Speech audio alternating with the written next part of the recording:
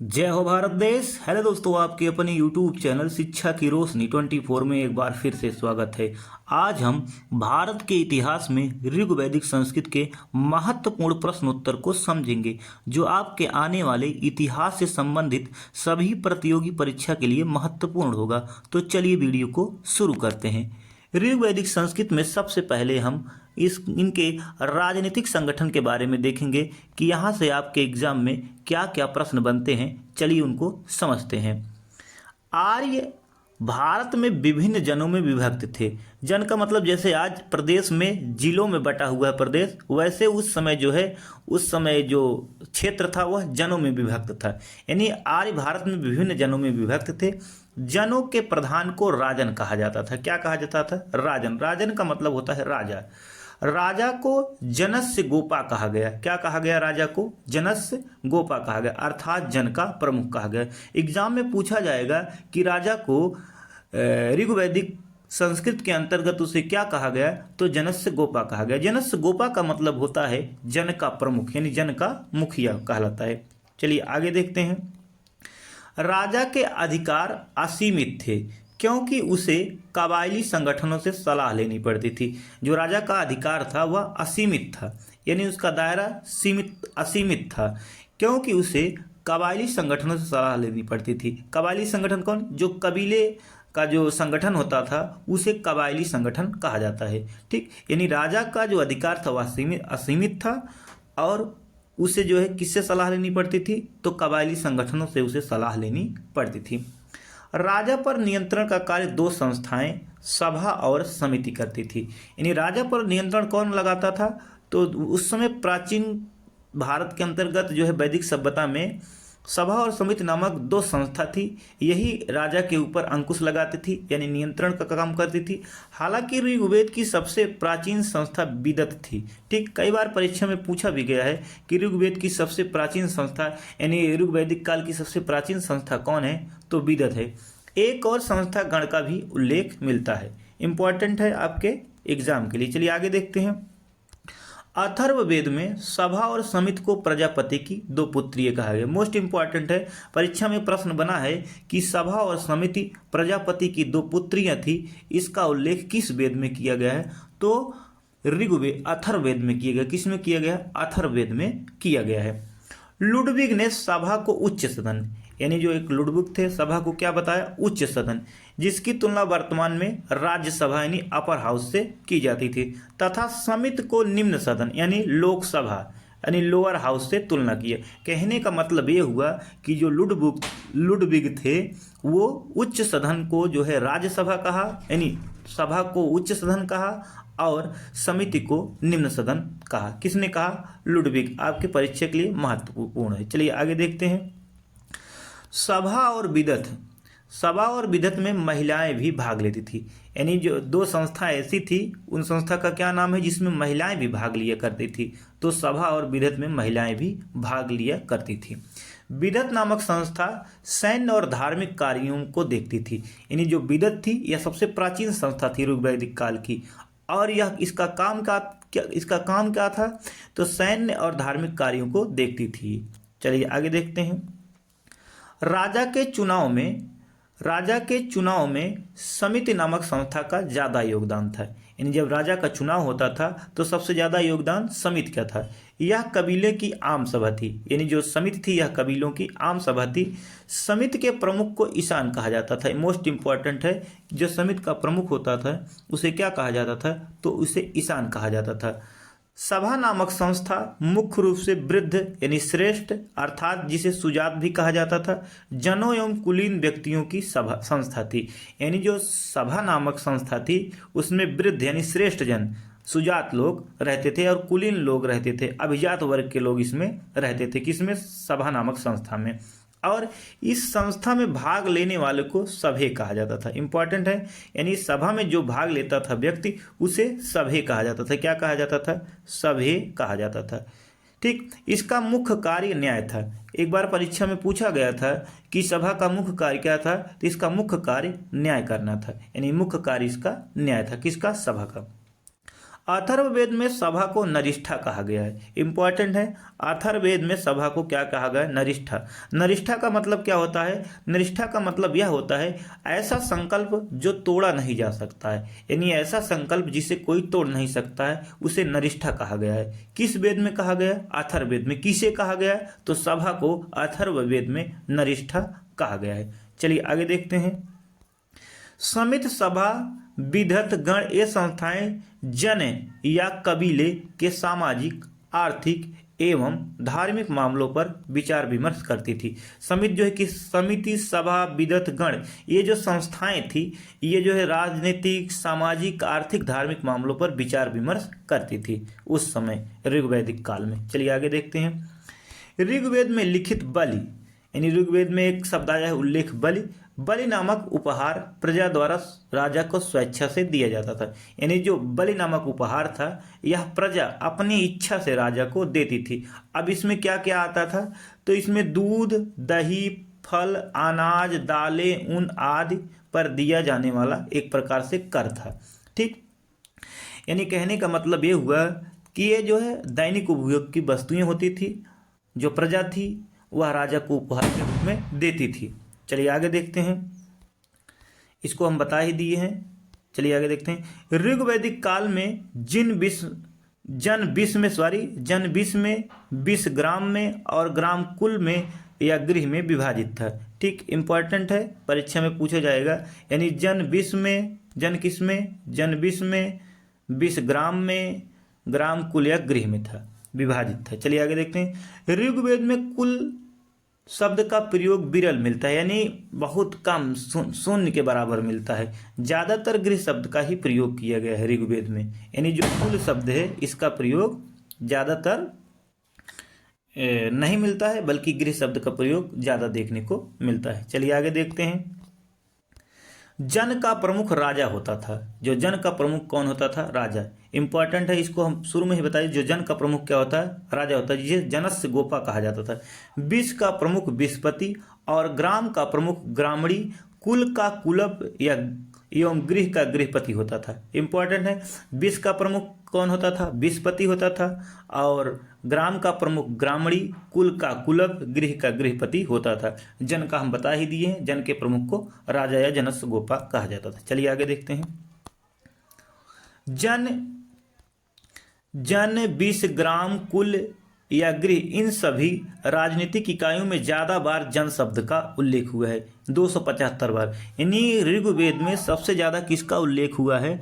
तो सबसे ज्यादा उल्लेख हुआ है जन शब्द का। कितनी बार? 275 बार। एग्जाम में पूछा गया है कि जन शब्द का उल्लेख ऋग्वेद में कितनी बार किया गया है, तो ऋग्वेद में जन शब्द का उल्लेख 275 बार किया गया है। जितनी संस्थाएं हैं उन संस्थाओं में इनका ज्यादा बार प्रयोग किया है, यानी जन का प्रयोग ज्यादा बार किया गया है, इसलिए महत्वपूर्ण है। 275 बार किया गया है, जबकि विष शब्द का प्रयोग 170 बार और विदथ का प्रयोग जो है 122 बार, समिति का 9 बार, समिति का 9 बार, सभा का 8 बार किया गया। इंपॉर्टेंट है, परीक्षा में पूछ लिया जाता है कि फला संस्था का प्रयोग जो है ऋग्वेद में कितनी बार किया, उल्लेख कितनी बार किया गया है, तो ये परीक्षा में आपसे पूछेगा। चलिए आगे देखते हैं। ऋग्वैदिक काल में सभी जन आपस में संघर्षरत थे। जो ऋग्वैदिक काल था, सभी जन जो थे वो आपस में संघर्षरत थे। प्रथम संघर्ष यव्यावती नदी के तट पर हुआ था, यानी प्रथम संघर्ष कहाँ हुआ था? यव्यावती नदी के तट पर हुआ था। कहाँ हुआ था? हरियुपिया, हरियुपिया जिसे जो है हड़प्पा कहा जाता है, नामक स्थान पर तुर्वस, बीचबिंत और सृंजियों के बीच हुआ था। किन के बीच हुआ था? तुर्वस, बीचबिंत और सृंजियों के बीच हुआ था, जिसमें सृंजियों की विजय हुई। इसी युद्ध ने राष्ट्रीय दशराग युद्ध की पृष्ठभूमि तैयार की थी। यानी जो यव्यावती नदी के तट पर युद्ध लड़ा गया था हरियुपिया अर्थात हड़प्पा नामक स्थान पर, उसमें 3 कबीले थे, जैसे तुर्वस, बीचबिंत और सृंजय। इन तीनों की लड़ाई हुई और लड़ाई होने के बाद जो है अंतिम परिणाम में होता है किसमें सृंजयों की विजय होती है, और यही युद्ध जो है दशराग युद्ध का कारण भी बनता है। चलिए आगे देखते हैं। दशराग युद्ध रावी नदी के तट पर लड़ा गया था। कहाँ लड़ा गया था? तो रावी नदी के तट पर लड़ा गया था दसराग युद्ध। ठीक, इंपॉर्टेंट है, पूछा जाएगा दसराग युद्ध किस नदी के तट पर होता, तो रावी नदी के तट पर होता। बता दें रावी नदी का जो प्राचीन नाम, पुराना नाम है पारूषणी। क्या नाम है? पारूषणी। भारत वंश के तृतीय वंश के राजा सुदास तथा अन्य 10 जनों के राजाओं के बीच लड़ा गया। कहने का मतलब जो ये दसराग युद्ध हुआ था, भरत वंश जिसे तृतीय वंश भी कहा जाता है, उनके राजा सुदास थे और अन्य 10 जनों के राजाओं के बीच लड़ा गया, जिसमें राजा सुदास की विजय हुई। ये युद्ध में आर्य तथा अनार्य दोनों शामिल थे।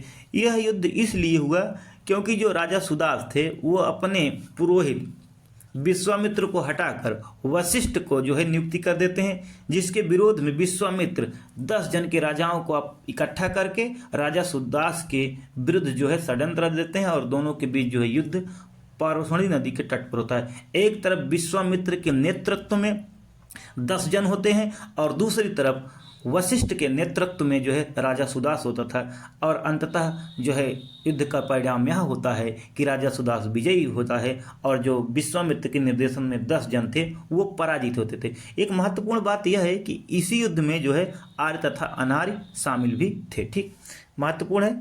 चलिए आगे देखते हैं। राजा सुदास का नेतृत्व उसके नए पुरोहित वशिष्ठ कर रहे थे। अभी हमने बताया वशिष्ठ, जबकि 10 जनों का नेतृत्व विश्वामित्र जी कर रहे थे। ठीक, चलिए आगे देखते हैं। वे 10 जन कौन कौन थे? पुर, यदु, यनु, द्रुह, तुर्वस, अलिन, पख्त, भलानस, विषाण, शिव, ये 10 जन थे। इन्हीं 10 जनों को इकट्ठा करके विश्वामित्र वशिष्ठ के खिलाफ षड्यंत्र रचते हैं। ऋग्वैदिक आर्य पुर, यदु, यनु, द्रुह, तुर्वस जैसे जनों कबीलों में विभक्त थे। यानी ऋग्वैदिक आर्य किस में विभक्त थे? पुर, यदु, अनु, द्रुह, तुर्वस जैसे कबीलों में विभक्त थे, जिन्हें पंचजन की संख्या दी गई। ठीक, इंपॉर्टेंट है, परीक्षा में पूछा गया था कि इनमें से कौन पंचजन में नहीं आता है, तो एक दे देगा काकेश या कुछ भी दे सकता है परीक्षा में। इस तरह ये चारों पांचों आपको याद होना चाहिए। ऋग्वैदिक आर्य जो है पुर, यदु, अनु, द्रुह, तुर्वस जनों कबीलों में विभक्त थे, जिन्हें पंचजन की संज्ञा दी गई है। चलिए आगे देखते हैं इंपॉर्टेंट क्या है। जो दसराग युद्ध हुआ था इसका वर्णन कहाँ देखने को मिलता है? तो इसका जो साक्ष्य हमको ऋग्वेद के 7वें मंडल में उल्लिखित किया गया है। यानी दसराग युद्ध ऋग्वेद के 7वें मंडल में उल्लिखित है। इसका प्रमुख कारण राजनीतिक विस्तार भी माना जाता है। एक प्रमुख कारण यह था कि जो युद्ध हुआ था यव्यावनती के तट पर वो था, और एक राजनीतिक विस्तार भी माना जाता है। चलिए आगे देखते हैं।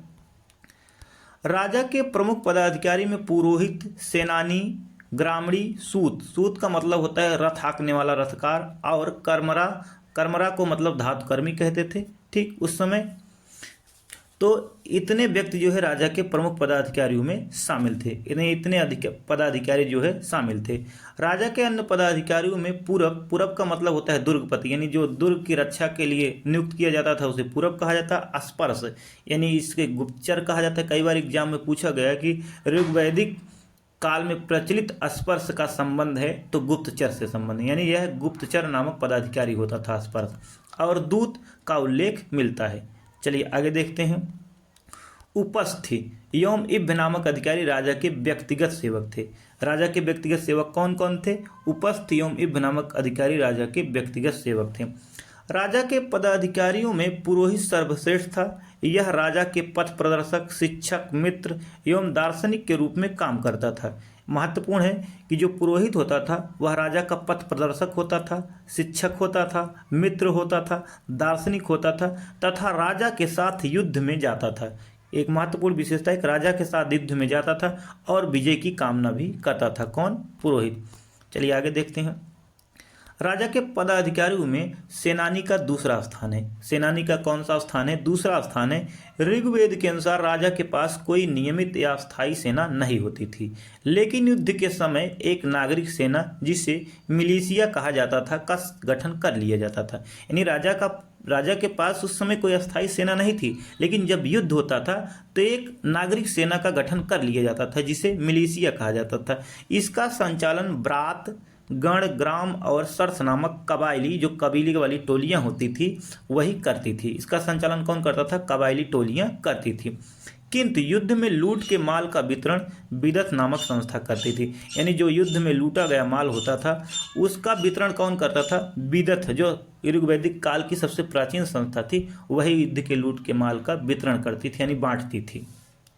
सेनानी, ग्रामणी, सूत, करमार के सम्मिलित रूप को रत्निन कहा जाता था। इंपॉर्टेंट है कि पूछा जाएगा कि रत्निन में कौन नहीं शामिल है, इसलिए चारों आपको याद करना बहुत ही महत्वपूर्ण है। सेनानी, ग्रामणी, सूत, करमार के सम्मिलित रूप को रत्निन कहा जाता है। बता दें रत्नियों की संख्या कुल 12 थी। कितनी थी रत्निन की संख्या? तो 12 थी। ठीक, चलिए आगे देखते हैं। ऋग्वैदिक राजाओं के द्वारा प्रयुक्त कुछ अस्त्र शस्त्र हैं, जैसे कर्णयोन को क्या कहा जाता था? धनुष बाण। निसंग को तरकस कहा जाता था। स्यूत ब्यूत को कवच कहा जाता था। शिप्रा यह श्रेणास्त्र होता है, सिर पे धारण किया जाता था। आगे है परतला। परतला का मतलब होता था भाला। और पुरचरिष्णु, पुरचरिष्णु नगर को ध्वस्त करने वाला यह हथियार होता था यानी अस्त्र होता था। चलिए आगे देखते हैं। ग्राम के प्रमुख अधिकारी का कार्य सैन्य एवं प्रशासन संबंधित है। यानी जो ग्राम का प्रमुख अधिकारी ग्रामीण होता था वह भी सैनिक से संबंधित सैन्य कार्यों को देखता था। ठीक, यहाँ से इतने महत्वपूर्ण पॉइंट है। इसके बाद हम आगे देखेंगे ऋग्वैदिक संस्कृत में जो है इनके क्या कहते हैं न्याय प्रशासन के बारे में देखेंगे। अगर वीडियो अच्छी लगी तो लाइक शेयर सब्सक्राइब जरूर करिएगा। मिलते हैं अगले वीडियो में। जय हो भारत देश।